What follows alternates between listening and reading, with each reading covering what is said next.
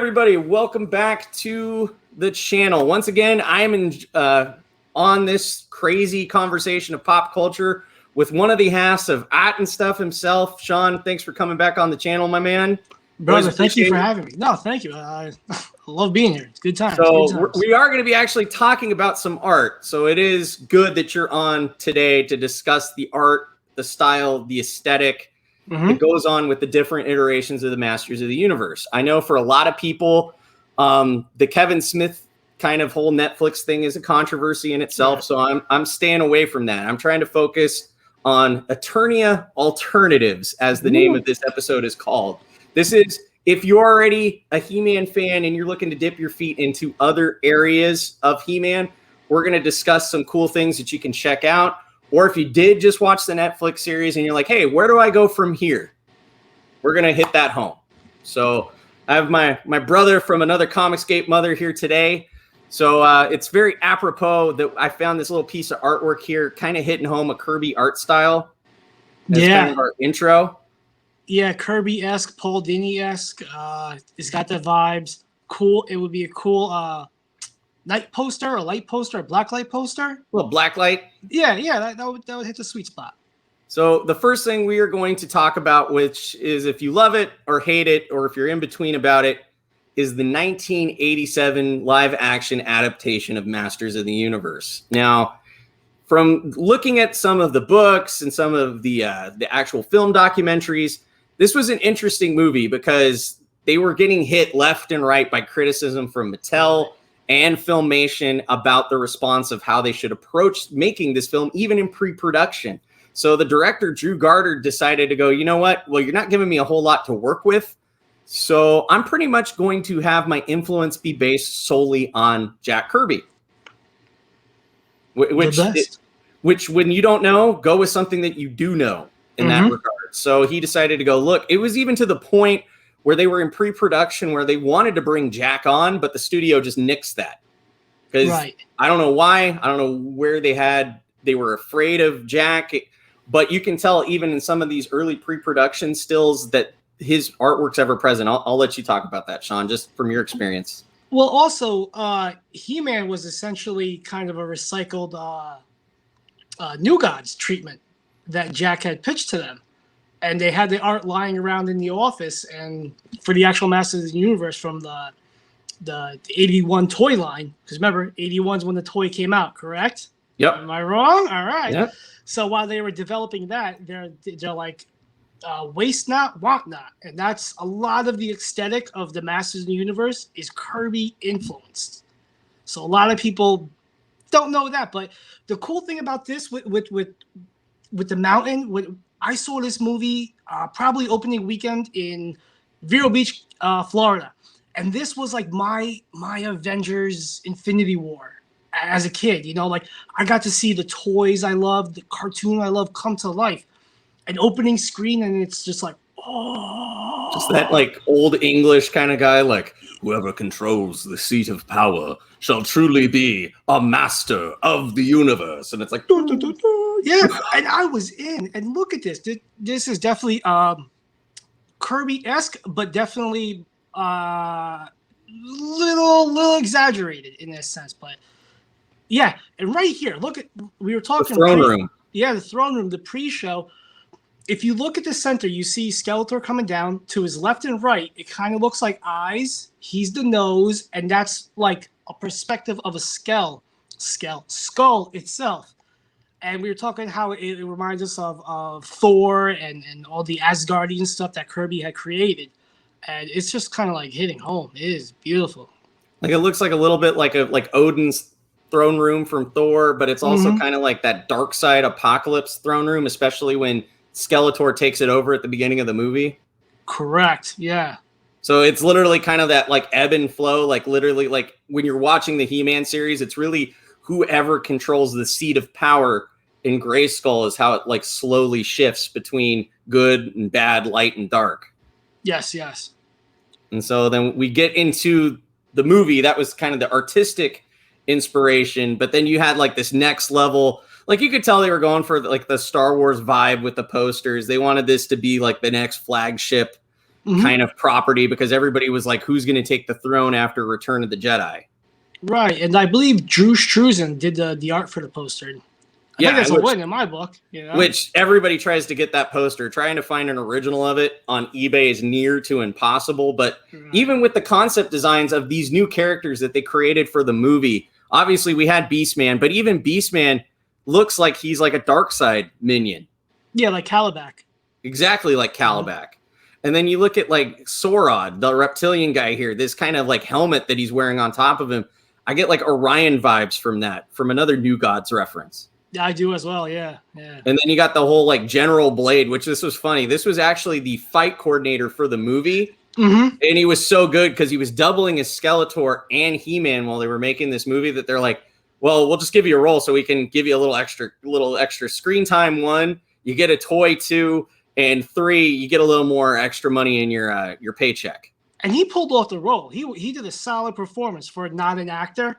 Or all the scenes that he's fighting, like he finally gets to fight He-Man, and he's all jazzed about that. And he's like, "Here we go! I get to live my destiny. Like I'm this master swordsman, and I get to clash blades with He-Man." So like he was hitting it home, you know, in that role. But I mean, you see the aesthetic art look from that, and then you get Dolph Lundgren, who was only in his 3rd movie ever. Okay, acting wise, like he was a henchman in a James Bond flick. Right. Then he was Ivan Drago in Rocky IV, and then fresh off the heels of Rocky IV, Canon Films came to him and said, "Hey, you're going to be the next action star. You're going to be the next Stallone. You're going to be the next Schwarzenegger. You're going to be bigger than these guys because we're giving you a franchise that has been proven to actually be marketing. Like the cartoon's doing great, the toys are doing great. Now you get to be that next step. You get to be the face. You get to be He-Man now." But he knew little to no English. He did a good job. Proper editing and voiceover. He did a solid job.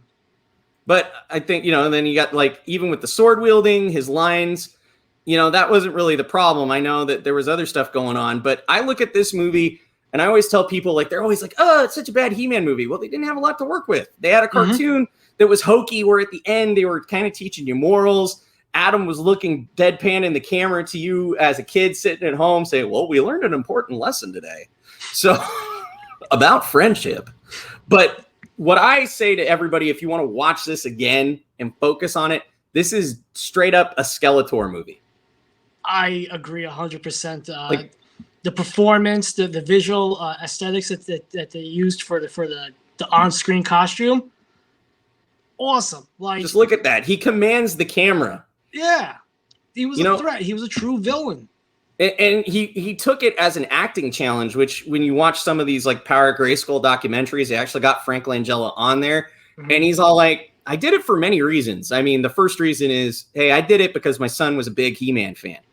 At the time, he's running around the house in a pair of underoos with the sword, the whole, we got the power, or I got the power." And like, he's just kind of throwing it off. But it's like you really get to find out that, where he was in the 80s, he was an actor in his 40s that wanted a challenge.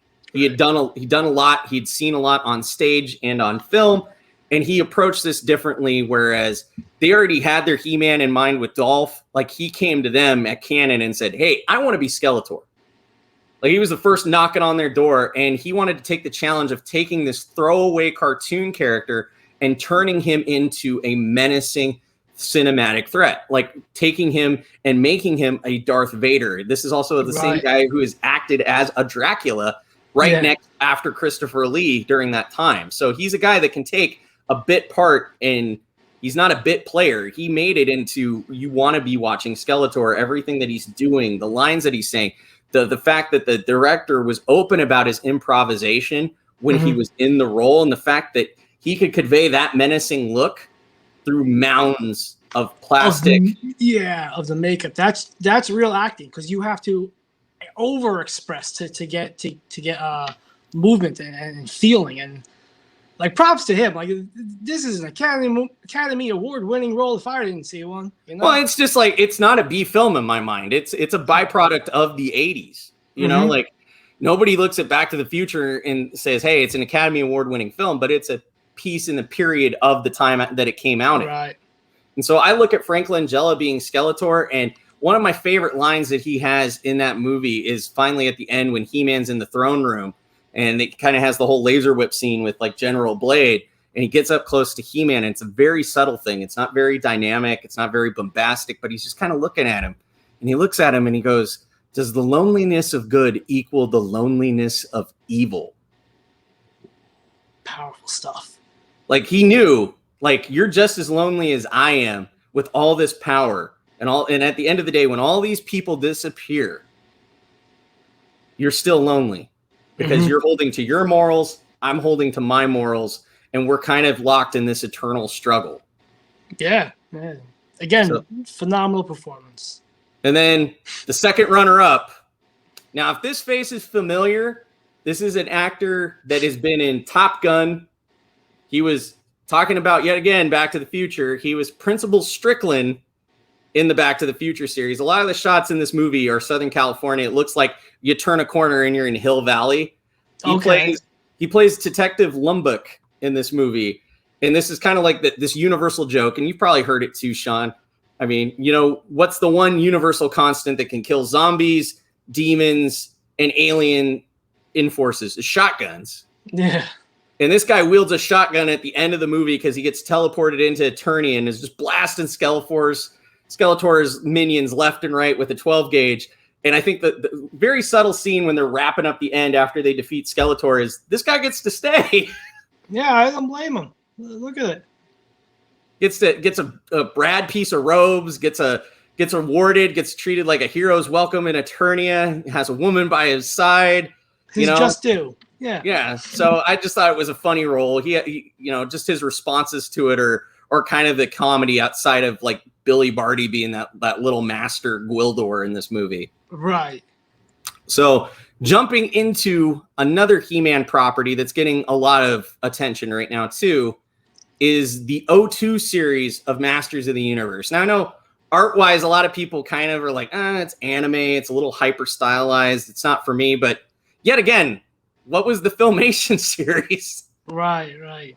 So Traced model frames. Like, you know, they had motion caption actors and they animated on top of it for the Filmation series. But this was twofold because they had a studio come and make the newer toys in '02.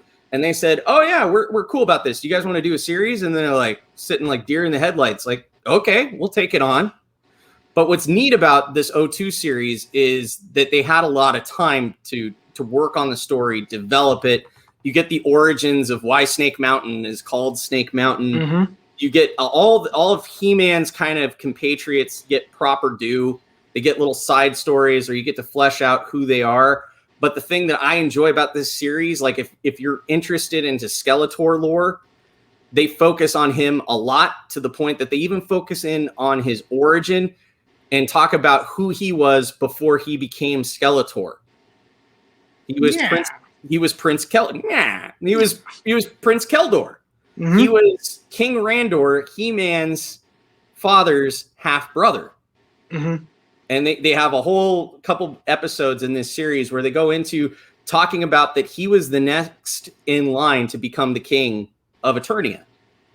Right, and it kind of goes into that Kirby-esque as well with Thor and Loki to a degree. Yeah, to a degree. Yeah, but he was obviously King Randor, and the rest of the people of Eternia didn't want a pointy-eared, blue-faced guy who was the other half of Eternia, which are kind of the creatures, which it's always been this kind of subplot, is that the humanoids don't dig the creatures of Eternia and vice versa. So there's always this struggle because you look different and you act different and we can't trust you. So he was kicked out of the line of succession, tries to attack his brother, has a little bit of a coup in the process, and then is disfigured by it because he tries to throw this little vat of acid at his brother. King Randor inadvertently defends himself, knocks it back in his face, is disfigured, and then the rest is history. Evelyn takes Keldor to Hordak. They do some dark sorcery, transformed into Skeletor. So I dig this storyline because there's actually like connective tissue to the fact of why Skeletor hates He-Man and hates King Randor. Makes sense. other than just being, I'm from another dimension and I want to conquer this place, which was in the original Filmation series. Yeah. He gave him a purpose. Yeah, and he's connected by blood to Adam and He-Man, rather than just it being a throwaway. Yeah. Here we go. So here we go. I always try to end something in relation to crowdfunding creators, and Comicsgate. And lo and behold, if you look at the bottom there, Fraga Boom himself worked on this comic book series that wrapped about 2 years ago. Mm-hmm. And this is a pretty rad series because the synopsis of it is essentially there is a multiverse of He-Man, all the different versions of He-Man, the O2, the live action film, the Filmation, even the 90s series, which is hated pretty much by everybody because they went to Flash Gordon with it. And he kind of had a lightsaber. It's not everybody's favorite. I get it. I love it. But they address a centralized plot where there's this one negative kind of cancer-verse version of He-Man that's going to all these other dimensions, killing those He-Men, taking their swords of power and absorbing it. So ultimately, it's just like that. He's just going universe by universe and killing them. And so the central protagonist kind of in the start is the Dolph Lundgren He-Man, who finds that negative version's universe He-Man is Prince Keldor. It's Skeletor, a young Skeletor that now has to face their evil He-Man because it's not Castle Grayskull, it's Castle Hellskull. Right. Yeah. So it's some rad artwork. I mean, you got Dan here drawing Skeletor, and you can just sense the power, the impact of when he's hitting down home that Havoc staff. Yeah, that's a powerful piece. Like, Dan has strong aesthetics. He knows how to tell a story in a single image alone. Look at that. Like, Skeletor is about to be up to some no good. With the cape drapery and the details. The colorist is phenomenal, too. I think is that Matt Yaki? Yeah, Yaki worked on this. Great team. So, yeah, I love that. And then, yet again, you get the Dolph Lundgren He-Man that's kind of explaining that there's all these different multiverses, and here's this kind of nega He-Man jumping around from universe to universe slowly but surely, killing them, collecting the swords of power. You see that the sorceress of this world is slowly like eroding away because he absorbs that power sword into his own. And then this one page is kind of neat here. This is near the end of the storyline where all the other He-Men come to befriend Keldor He-Man in the final fight against that evil He-Man. Yeah, that's a great piece. And what's great about this series, too, is when they jump kind of like cross-dimensionally, the art style shifts. Yeah. So they even actually go in, I think, the second to the last issue, they go to the Filmation He-Man universe, and it's all done in that cell shading kind of 1980s that we were talking about. So it's kind of a hoot that you see that. You see the film, the live action film style, like every time they shift to a different universe, the characters that are a part of this ragtag group stay the same, but then you see the art style change. Yeah. It fit the property great. Yeah, I mean, it really did its service. So I would look at it as this is like one, if you're a He-Man fan, this is one comic book to definitely collect, because at the end, it's focused yet again on a weird storyline. You never would expect that Keldor has to step up to the plate, become He-Man like in this image, and take care of their evil kind of hell He-Man. And so it's a self-contained story that is a proper tip of the hat, respects the fans, respects the property. Each one of the He-Man properties holds its own equal weight, and it's just a fun story. Like I blitzed through all 6 issues of this yesterday. Beautiful stuff. Dan did a phenomenal job. So it's Dan and it's Tim Seeley, the guy who did that Kirby art piece at the beginning. Mm-hmm. Like both combining to work on this, and then Yaki did the colors a little bit too. But what was neat about this, from what you were telling me before we started recording, this was pretty much like Dan's last big 2 mainstream comic book before kind of really dipping his feet into Comicsgate. Yeah. I probably won't see him at the big 2 ever again. And you know what? I'm good with that. No, because he decided to go invest in himself. Mm-hmm. He felt that, he was being held back in his own ways, creatively and opportunity-wise, and now he's put himself out there. You get to see that he's done several interviews where he talks about that he can adapt himself to pretty much anybody's style, and he's a great illustrator that way. Yeah. where, you know, he doesn't have like, this is just Fraga's style. He can adapt whatever scenario he's in, and him and Irene have that great acumen to do that, where they can just flow into anybody else's artwork. And it would be great to see in the future where they could kind of have like maybe we have some cross-pollination of Comicsgate creators kind of all working on one big badass book where everybody gets to kind of like transition to pages or get to draw their own characters. I would definitely look forward to that in the future. Like a proper Image United that will get finished. Yes, CG United. So, yeah. Oh, there we go. So, there you go. Maybe here you go. We're throwing it out there into the universe. Hopefully, maybe that's something that can happen, because at this time, as we're recording this, a year from now, the big comic book convention for Comicsgate is still under development. It's in pre-production right now. It's called For the Fans Fest. It's going to be artist alleys and comic book centric first and foremost. I know when Sean was on here last time, we were talking about the future of cons, and in my mind, that is the future of cons, because it's literally name intended. It's for fans. Right, and as it should be, as all shows should be. But if this is the one for us and for the fans, it's going to be magical. It's going to be an event. It's going to be this.